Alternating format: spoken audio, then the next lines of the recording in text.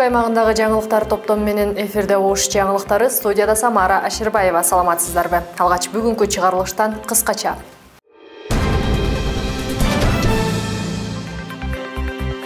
Бишкекте бирдиктүү эл, күчтүү өлкө форуму өтүп жатат.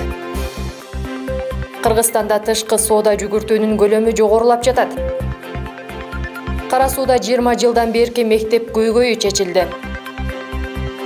Ошто кыргыз тилде так сүйлөгөн орус улутундагы мугалим жашайт.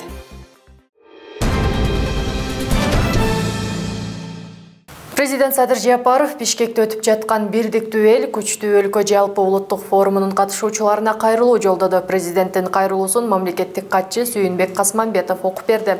Анда ушул жылдын 15 декабрында өтө турган элдик курултайды утурлай мамлекеттүүлүктү чыңдоого багытталган бир катар маанилүү республикалык жана эл аралык иш-чаралар өткөрүлүүдө. Алардын бири кыргыз жараны концепциясынын алкагында этностор аралык ынтымак жана тынчтык маселелерин талкуулоо үчүн болуп жаткан бүгүнкү өзгөчө маанилүү иш-чара бирдиктүү эл, күчтүү өлкө жалпы улуттук форуму. Биз бирдиктүү Кыргызстандын эли жетишкендиктерибизге чогуу кубанып, башка түшкөн кыйынчылыктарды чогуу көтөрүп келе жатабыз. Баарыбыз биргеликте өлкөбүзгө тынчтыкты жана өсүп өнүгүүнү каалайбыз. Бирдиктүү эл, күчтүү өлкө улуттук форумунун бардык катышуучуларына Кыргызстан элинин биримдигин мындан ары өнүктүрүү жана жерибизде тынчтыкты чыңдоо үчүн кызмат кылууда дагы бир ирет ийгиликтерди каалайм деп айтылат мамлекет башчынын кайрылуусунда. Брюссельде 19-чы Кыргызстан Европа Бирлиги кызматташтык комитети болуп өттү. Бул тууралуу Кыргызстандын Тышкы иштер министрлигинин басма сөз кызматы билдирди.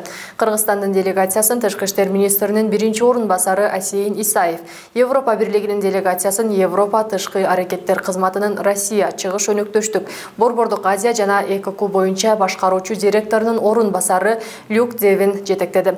Исаев өлкөдө жүргүзүлүп жаткан реформаларга акыркы жылдары жетишкендиктерине кеңири токтолуп, ишке киргизилген ири энергетикалык жана башка транспорттук инфраструктуралык долбоорлорго көңүл бурду. Ошондой эле тараптар гидроэнергетика тармагындагы конкреттүү пландар боюнча пикир алмашты.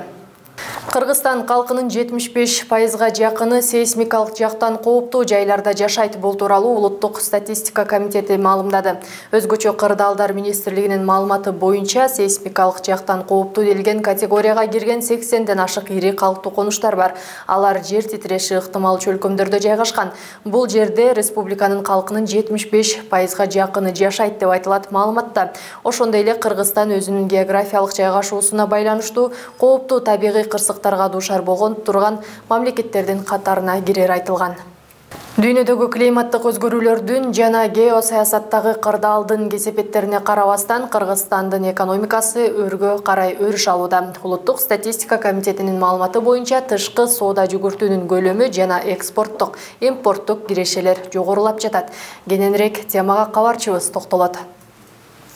Улуттук статистика комитетинин отчетуна ылайык, өлкөдө экономиканын жана социалдык өнүгүүнүн негизги багыттары боюнча өсүү темпи байкалды. Алсак, орточо айлык эмгек акы былтыркы жылга салыштырмалуу 25,7%га өсүп, 32 000 сомдун тегерегин түздү. Ошондой эле тышкы соода жүгүртүүнүн көлөмү 27%га көбөйгөн.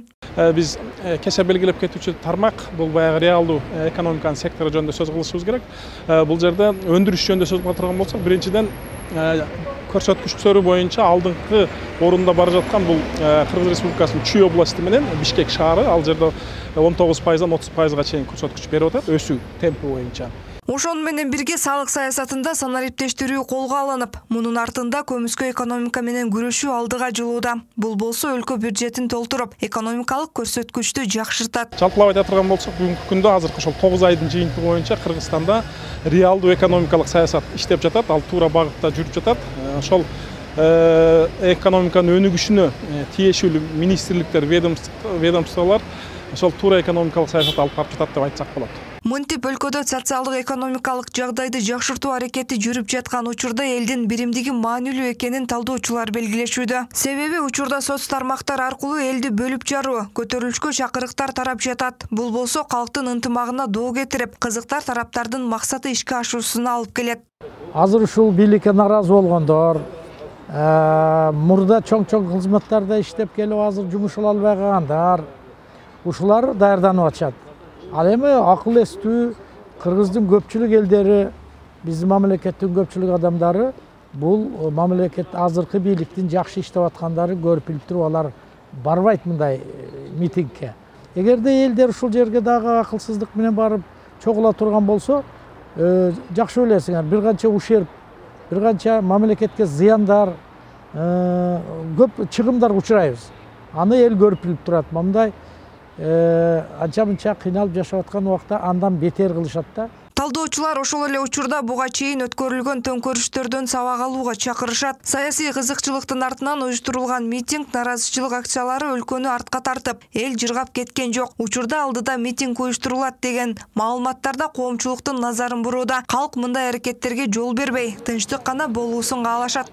Эми аны дагы уюштуруп аткандарчы простой элдер эмес. Элди уюштурган дагы деле баягы биздин саясаттын ичинен чыккан адамдар да. Зарчылыгы жок деп эмне кереги бар митингге чыгыштын? Мен митингге каршымын.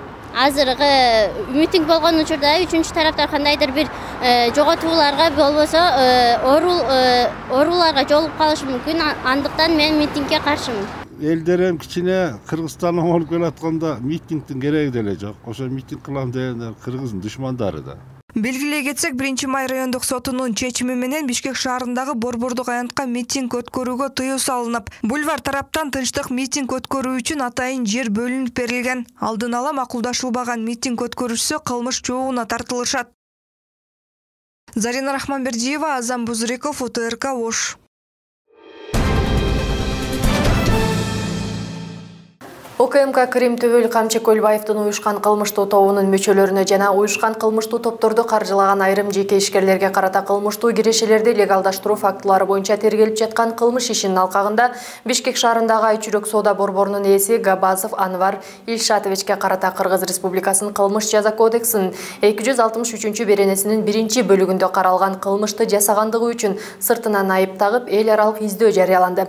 Габазов Камчы Көлбаевдин уюшкан кылмыштуу тобунун мүчөлөрүн каржылоо, ошондой эле кылмыштуу кирешелерди легалдаштыруу менен алектенген. Тергөөнүн жүрүшүндө Габазов өзүнүн жардамчысы аркылуу Көлбаевке белекке берген Mercedes-Benz 222 үлгүсүндөгү брондолгон автоунаа Габазовдун жеке каражатына сатылып алынганы аныкталган. 2020 жылдын октябрь айында алар аталган унааны экс-премьер-министр Сапар Исаков абактан чыккандан кийин ага өткөрүп беришкен. Учурда Габазовго эл аралык издөө жарыяланып, тергөө жана ыкчам иш-чаралар жүргүзүлүүдө. Бишкекте жаңы төрөлгөн ымыркайын таштанды челекке таштаган аял номер 1-тергөө абагына киргизилип, баш коргоо чарасы 11 январга чейин камакта калтырылсын деген чечим чыкты. Бул тууралуу Спутник басылмасы шаардык сотко таянып маалымдады. Эске салсак, 8 ноябрь күнү кечки 23:30 чамасында Борбор калаадагы көп кабаттуу конуштардын жанындагы таштанды челектен полициялен баштыгына орулгон абалда жаңы төрөлгөн ымыркай табылган болчу. Баланы таап алган тургун дароо милицияга кабарлап, андан көп өтпөй 21 жаштагы энеси кармалган.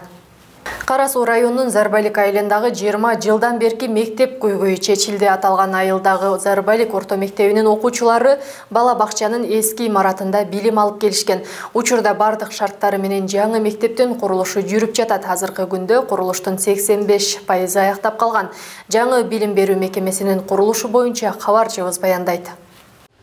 Кара Суу районундагы Зарбалик орто мектебинин окуучулары бала бакчанын эски имаратында билим алып келишкен. Эми мынтип жаңы бардык шарттары менен 2 кабат мектепте окуусун улантышат. Учурда мектептин 390 окуучусу бар. Биз мектепке өтө муктаж элек. 140 орунду чакан бала бакчанын ордунда уюштурулган мектепте 20 жыл окуп келди балдар. 3 сменада окуп аттык. Эртең мененки саат 8ден окуу жараяны башталып, кечки 8:45-те бүтүп аттык. 20:45-те деген. Азыр мына жаңы мектеп салынып, шарт жакшы болгон турат, окуучуларыбыз абдан сүйүнүп атат. Зарбалик орто мектебинин жаңы имаратынын курулушу 2022 жылдын декабрь айында башталган. Мамлекет тарабынан каржыланды. Ал үчүн 148 миллион сом бөлүнүп, курулуш иштерин 1 жылда бүткөрүү пландалган. Учурда мектептин 85% бүтүп калган. Курулушчулар берген маалыматка ылайык 2024 жылы бүткөрүлүп, жаңы жылда пайдаланууга берилет. Азыр курулуш жакшы жүрүп атат. Финансы каражат боюнча эч кандай маселе жок. Өз убагында тапшырган, аткарган жумуштардын баарына финансы токтобостон берилип атат азыр. Мектеп жөнүндө айтсак, мектептин 375 орунду 3 блоктон турат. Ичинде актовый зал, спорт залы, кухня ушул. Анан ошол мына благоустройствосунда футбольный площадка кыскасы бардык шарты менен, ичинде толук шарты менен заманбап мектеп түшүп атат. Республика боюнча быйыл 100 мектептин курулушун аяктоо пландалган. Анын 30-у Ош облусунда. Дал ушул 30 билим берүү мекемесине мамлекеттик казнадан 1 миллиард сомдон ашуун каражат бөлүнгөн. Бүгүнкү күндө 30 мектептин 8 мектебин уже вот тапшырып эшигин ачтык. Ал эми жакын арада дагы 7 мектепти пландап атабыз. Бир 10-15 күн ичинде ал 7 мектептин да эшиги ачылат. Жалпы каражатын айта кетсем, быйылкы жылдын ушу мектептерди бүтүрүүгө бизге 1 миллиарддан ашык акча каражат сарпталган.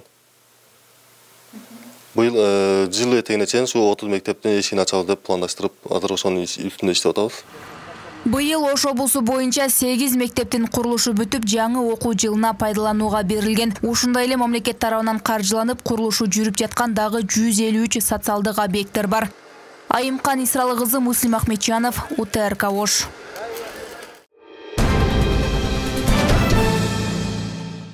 Кыргызстанда кызамыктын алдын алуу үчүн эмдөө менен камтуу 77% түздү. Бул тууралуу Саламаттыкты сактоо министрлигинен билдиришти. Республикалык иммунопрофилактика борборунун маалыматы боюнча, жыл башынан бери кызамык менен ооруган 3618 учур катталган.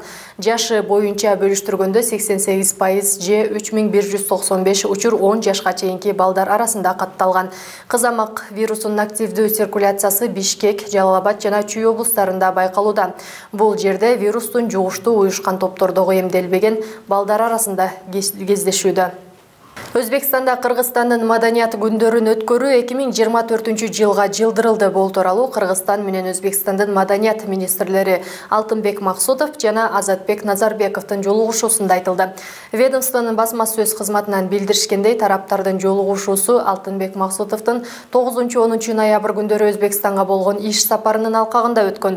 Жолугушуунун жүрүшүндө тараптар Кыргызстандын маданият күндөрүн 2024 жылга жылдырууну, ошондой эле жазуучу Чыңгыз Айтматовдун 95 жылдыгына арналган эки мамлекеттин дипломатиялык мамилелеринин түзүлгөндүгүнүн 30 жылдыгына арналган иш-чараларды уюштуруу жөнүндө макулдашты. Эске салсак, Өзбекстанда Кыргызстандын маданият күндөрүн өткөрүү ушул жылдын ноябрына белгиленген болчу. Ошто кыргыз тилин суудай билген орус улутундагы мугалим жашайт. Улуту орус болсо да, айрым кыргыз жарандарына караганда кыргыз тилинде тунук сүйлөгөн Владислав соцсеттердеги өзүнүн баракчаларында кыргыз тилин жайылтууну максат кылып келет. Көп адамдарга үлгү болгон каарманыбыз тууралуу кийинки материалда сөз болот. Кыргызстанга Сары кыргыз кайман аты менен таанымал Владислав Андриянов Ош шаарында жашайт. Ал көп жылдан бери кыргыз тилин өнүгүшүнө өз салымын кошуп, социал баракчалар аркылуу үндөп келет. Эми Кыргызстанда жашасам мен кыргызча сүйлөшүм керек дейм да. Эмнеге кыргызча сүйлөшүм керек? Ар бирине кайрылып кетем. Кыргызстанда жашаганда обязательно кыргызча сүйлөш керек. Потому что ал биздин тилибиз. Ар бириңерге айтам, мен сүйлөсөм, эмнеге силер сүйлөй албайсыңар? Кыргыз тилин суудай сүйлөгөн жараныбыз Ош шаарында туулуп өскөн. Бала кезинен эле жергиликтүү балдар менен чогуу жүрүп, кыргыз тилин үйрөнүп алган. Көбүсү сурашат, кыргызчаны каерден билесиң деген. Эми кыргызчаны жаттабагам, кыргыз тилди жаштан бери эле билем, досторум бар эле көп. Анан досторум апалары, аталары айтат эле, "Мына орус бала менен көп жүргүлө" дейт. Орусчаны үйрөнүп аласыңар деген сөздөр болгон. Акырында бирок олар орусчаны үйрөнбөй эле мен кыргызчаны үйрөнүп алгам. Мектепте дагы канча болгон кыргызчаны ошо мектепте окуганда эжеке ар дайым мага 5 коет эле кыргыз тилден. Орус тилден 2-3 алып калат элем. Орусчаны жакшы билбейсиң дейт эле. Диктанттардан. Учурда каарманыбыз Оштогу жеке мектептердин биринде мугалим. Педагогдук чеберчилиги да башкаларга мамлекеттик тилди үйрөтүүгө чоң жардам болот. 2 жыл болду, 2,5 жыл болду иштегениме, мугалим болуп иштейм. Башында келгенде информатикадан сабактарды берет элем. Азыр физкультура дене тарбияга өтүп кеттим. Балдар менен иштеш мага абдан жагат. Потому что балдар менен иштегениңизде ошол энергиясыны сизге берип коет да. Ар күнү ушу балдар менен иштеп, энергияны толтуруп аласыз да. Каарманыбыз аны менен катар Кыргызстандын кооз жерлерин тасмага түшүрүп, аны дүйнөгө даңазалап келет. Кээде өзүбүздүн эле достор, Кыргызстанда ушундай жерлер барбы, каякта экен деп сураган учурлар болот, дейт Владислав. Да, потому что көбүсү сообщение неме комментарий жазат. Биз Кыргызстанда жашап дейт, ал жерге барбаганбыз дейт. Кандай кооз жерлерибиз бар экен, ол каерде экен деп сурашат да. Ошо Кыргызстаныбызда эле десем, ушундай жерлер бар экенби бизде дейт. Владиславдын дагы бир таланты бар. Ыр кеселерде кыргыз ырларын аткарат. Кесипкөй артисттер менен биргеликте тамашалуу номерлерди да аткара койгон жайы бар. Чынарбек Алипбеков, Муслим Ахмеджанов, УТРК Ош. Бүгүнкү күнгө даярдалган жаңылыктар топтоо мына ушулар болду. Ушул жана башка маалыматтарды биздин социалдык түйүндөрдөгү баракчаларыбыздан кенен таанышсаңыздар болот. Мен сиздер менен коштошом. Кайрадан эфир аркылуу амандашканча.